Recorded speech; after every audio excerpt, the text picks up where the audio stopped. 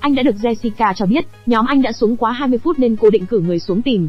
Anh đã biết được dòng chảy thời gian trong phòng thí nghiệm khác với bên ngoài. Anh kêu mọi người phải quay về nhanh chóng để chuẩn bị. Anh chuẩn bị mất nửa ngày để nói cho mọi người chuyến đi lần này. Họ cuối cùng chỉ hiểu được trong vòng 1 năm phải đóng thuyền rời khỏi đây. Thời gian gấp rút. Ngày thứ 2 Tần Thiên dẫn mọi người bắt đầu thu thập gỗ đóng thuyền. Thông phơi nắng ngàn năm và long não ngâm nước vạn năm, không phải loại gỗ nào cũng có thể dùng để đóng thuyền. Thời cổ đại, cây long não là vật liệu đóng thuyền tốt nhất bởi vì nó có tính dẻo tốt, cực kỳ chịu bọt nước, sẽ không xảy ra biến dạng vì ngâm lâu trong nước biển, từ đó dẫn đến kết cấu thân thuyền tan vỡ. Trên bán đảo số 2 không có cây long não, Tần Thiên chỉ đành chọn giải pháp số 2. Trên khu vực Bình Nguyên có một mảnh rừng gỗ sam lớn, cũng coi như là vật liệu gỗ đóng thuyền thượng hạng. Anh không biết rừng gỗ sang này đã xây bao nhiêu năm rồi, cây nào cũng phải mấy người ôm mới hết, hoàn toàn đạt được yêu cầu đóng thuyền, bớt thời gian lựa chọn không ít, chỉ mất nửa tháng. Mọi người đã thu thập đủ vật liệu gỗ, nhưng trước khi đóng thuyền những cây gỗ này, còn cần xử lý thêm một bước chính là phải phơi khô, dưới bóng râm 4 đến 5 năm loại bỏ hoàn toàn độ ẩm trong đó. Nhưng nhóm Tần Thiên không còn nhiều thời gian nữa, nên đành dùng nước để nấu. Alex không hiểu sao phải thế, thì anh giải thích gỗ chia thành hai loại, một loại là nước liên kết tồn tại giữa cellulose vách tế bào, một loại khác là nước tự do tồn tại trong khe hở tế bào và khoang tế bào. Hai loại này bị một bức tường ngăn cách. Nếu trực tiếp phơi nắng, thứ mất đi đầu tiên sẽ là nước tự do sẽ gây ra có rút cục bộ, sinh ra ứng suất dẫn đến gỗ bị nứt. Còn gỗ sau khi ngâm nước muối nấu lên thì tình trạng này sẽ bị hóa giải, giảm ứng suất sinh ra bên trong. Ngoài ra nấu lên còn có thể khử lipid trong gỗ, giảm mật độ chất gỗ khiến nó không dễ bị biến dạng. Nấu qua nước muối có thể giảm tỷ lệ nứt đi rất nhiều. Cho dù là vậy thì cũng không thể phơi trực tiếp dưới ánh nắng mặt trời. Anh sẽ xây dựng một nhà kho có mái làm từ thủy tinh mờ. Dùng cát để đánh bóng thủy tinh có bề mặt thông thấu thấp, sử dụng loại thủy tinh này có thể biến nắng chiều qua trở nên ôn hòa hơn, thêm một bước giảm tỷ lệ nứt của gỗ. Alex không ngờ chỉ phơi gỗ thôi mà đã phải suy nghĩ nhiều như vậy. Phơi gỗ ít nhất phải 1 tháng, trong thời gian này anh sẽ trồng lúa và khơi thông bến tàu. Trong lúc đi chặt gỗ, anh thấy có một chỗ hoa hồng mọc rất nhiều. Giới thiệu, hoa hồng được gọi là hoàng hậu của các loài hoa, cũng được gọi là nguyệt hồng, là loại cây bụi thấp thường xanh, bán thường xanh. Nở hoa 4 mùa, hoa của nó có thể lấy được tinh dầu thơm, cũng có thể làm thuốc. Tần Thiên đã hái được gần 1 giỏ hoa đầy, anh thấy quá may mắn. Enlu và mấy đứa nữa cũng chạy tới chỗ anh khoe chiếc vòng hoa hồng đội đầu rồi, cũng làm cho anh một cái. Anh thấy không còn sớm nên khuyên chúng quay về. Enlu trên đường đi còn trêu chọc anh hái nhiều, là muốn tặng cho chị Diệp Lâm và Jessica. Anh thấy bé còn nhỏ nên không lỡ chối mà bảo ý hay, có thể suy nghĩ. Khi về đến doanh trại, mọi người đang tất bật. Diệp Lâm vui vẻ vừa gọi vừa giơ tay với anh. Khi thấy anh về, anh kêu mọi người nghỉ ngơi một lát. Mọi người bắt đầu tản ngồi dưới gốc cây nghỉ ngơi. Azuba ngồi hổn hển, vì thời gian này toàn làm việc nặng nhọc, anh sắp không chịu nổi. Jana đồng tình. Alex không biết Tần Thiên đang làm gì với 2 hũ thủy tinh, thì được Diệp Lâm cho biết anh đang điều chế chỉ số pH. Sự vật trong thế giới tự nhiên đều được chia thành 2 thuộc tính là axit và kiềm, đất đai cũng vậy. Anhexanin khi anh đi có trong cánh hoa hồng khi gặp phải kiềm và axit sẽ hiện ra màu sắc khác nhau. Lợi dụng điểm này, chúng là có thể tạo ra chất chỉ thị để kiểm tra tính axit kiềm trong đất đai. Nick ngạc nhiên khi màu sắc cánh hoa hồng bắt đầu phai, vì thông qua gia nhiệt, cồn có thể trích xuất anhexanin trong cái hoa hồng, đợi màu sắc của cánh hoa hồng hoàn toàn mất đi, chất chỉ thị pH hoàn thành. Thông qua nước lọc đất có thể được dịch lọc đổ chất chỉ thị pH vào trong đất lọc lắc bình, nó bắt đầu chuyển sang màu xanh như này. Nó thay đổi chứng tỏ đất thuộc tính kiềm. Vì đất đai có thuộc tính khác nhau nên thực vật có thể sinh trưởng cũng khác nhau. Cây lúa mì chỉ thích đất tính kiềm nhẹ. Nếu như trồng nó trong đất quá kiềm hoặc quá chua, khi phát triển sẽ gặp hạn chế, thậm chí không thể phát triển. Jana và mọi người thấy vậy chẳng phải phí sức rồi sao? Anh nói vội, chỉ cần cải thiện thuộc tính axit kiềm của đất thích hợp là được. Mọi người chỉ cần giải một lượng lưu huỳnh thích hợp vào trong đất. Trong đó lưu huỳnh mang tính axit trộn với đất tính kiềm sẽ xảy ra phản ứng trung hòa, khiến đất biến thành môi trường kiềm nhẹ thích hợp cho lúa mì phát triển. Mọi người chia nhau ra làm. Azuba vui sướng cuối cùng cũng bắt đầu trồng lúa mì. Anh lại nhắc ngay Azuba, đất đai thay đổi cần một thời gian chuyển biến, hơn nữa lúa mì cũng cần phải phơi nắng, thực tình nó sau thời kỳ ngủ yên dậy mới có thể trồng được, nên 3 ngày sau mới có thể bắt đầu trồng. Kata thấy chị vì Azuba lúc nào cũng chủ động làm việc, anh ta thấy Azuba do muốn được ăn sủi cảo lần nữa mới xung phong làm.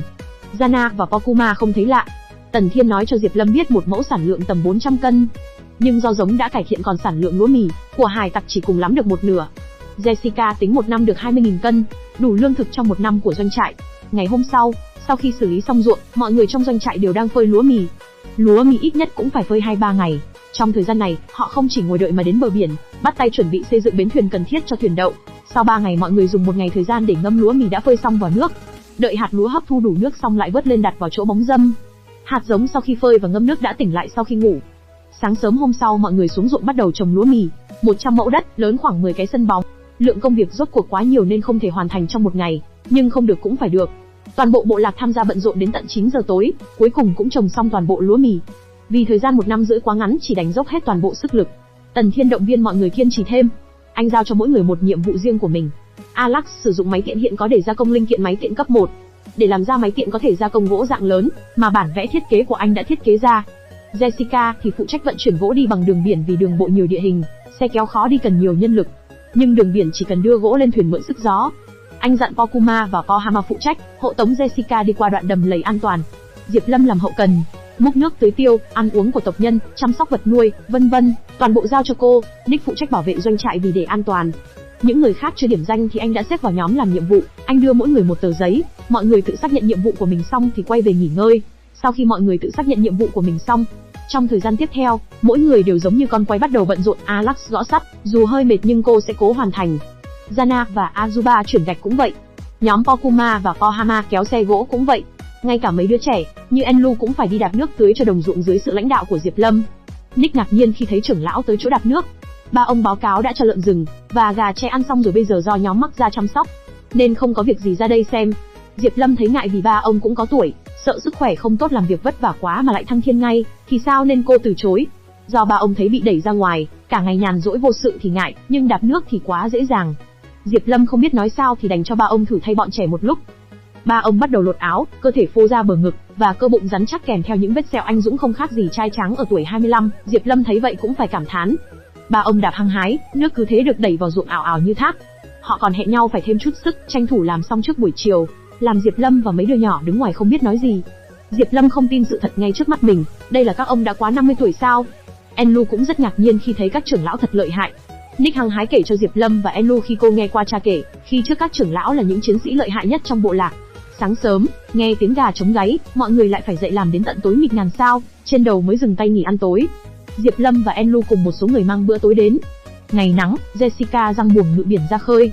Do trên mặt biển không có sức gió nên đành dùng sức người chèo thuyền, cô hy vọng có thể đến bãi cát trước khi mặt trời lặn. Bận rộn mãi, thời gian trôi qua từng chút một, không lúc nào nghỉ, họ đã xây dựng được một cái nhà kho bên cạnh cảng biển. Cũng không biết từ lúc nào, Alex đã hoàn thành thăng cấp máy tiện.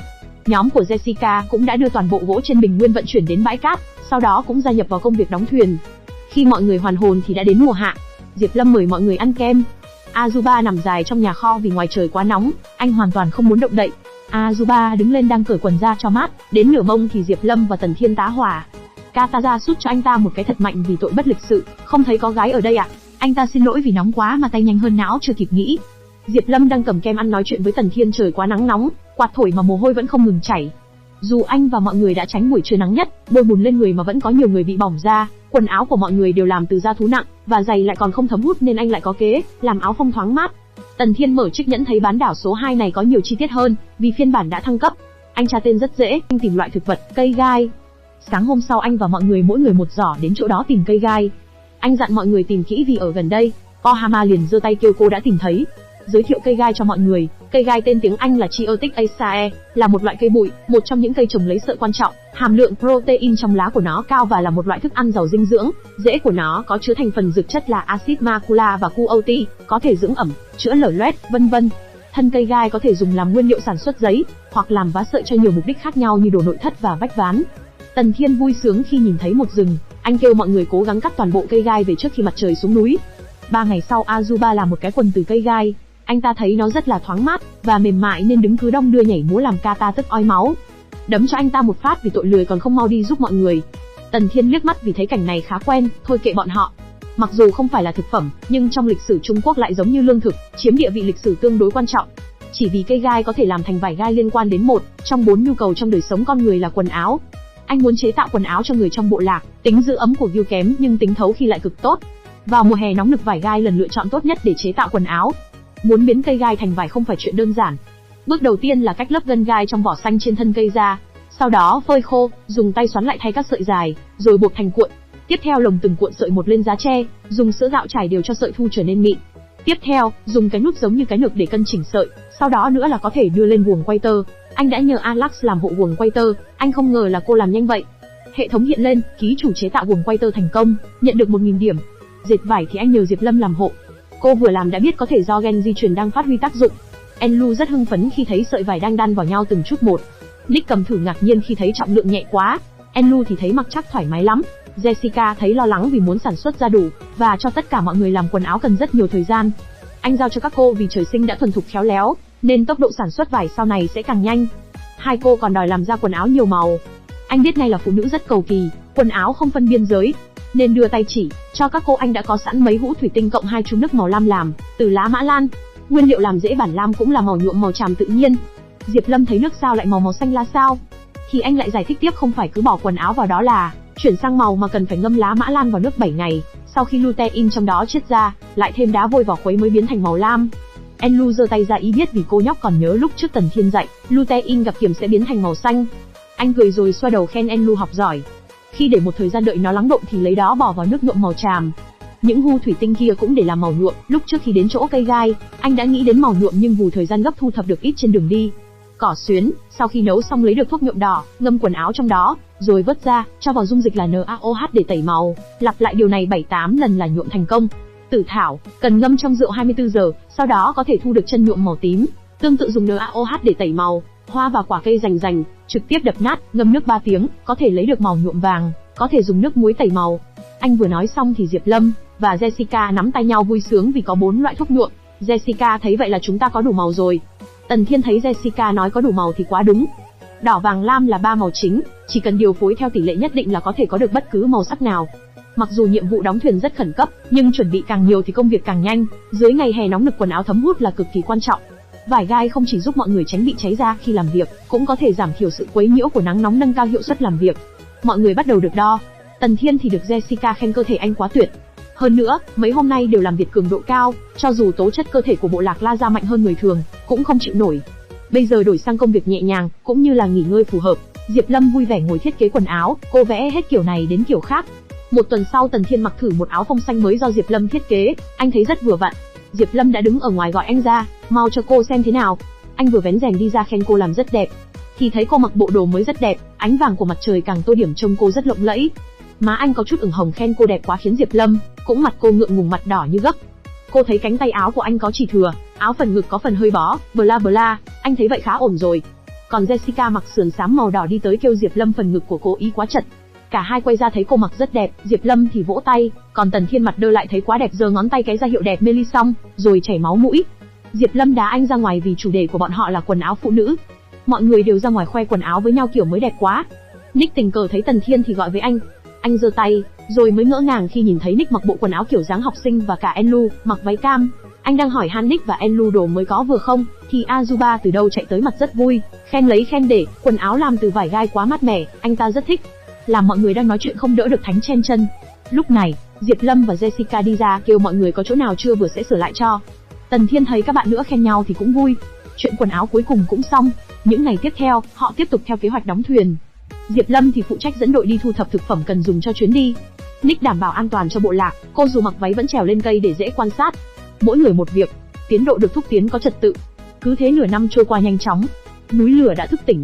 Các con động vật xung quanh đó, chúng thi nhau chạy nhanh ra khỏi đó, chạy vào cánh rừng. Đàn sói chạy cùng tới doanh trại báo cáo. Visu ở tròi quan sát thấy vậy liền kêu Azuba gọi Tần Thiên ngay. Cả Tần Thiên, Diệp Lâm và Jessica tỉnh giấc khi nghe thấy tiếng của sói mắt trắng. Mọi người cũng chạy ra, được Azuba báo cáo, đàn sói tới. Tập phim đến đây thôi, về sau mọi người sẽ ra sao hãy cùng theo dõi ở tập video sau nha. Cảm ơn các bạn rất nhiều. Đừng quên like và đăng ký kênh Phim Hay và Chuyện để ủng hộ mình nữa nhé.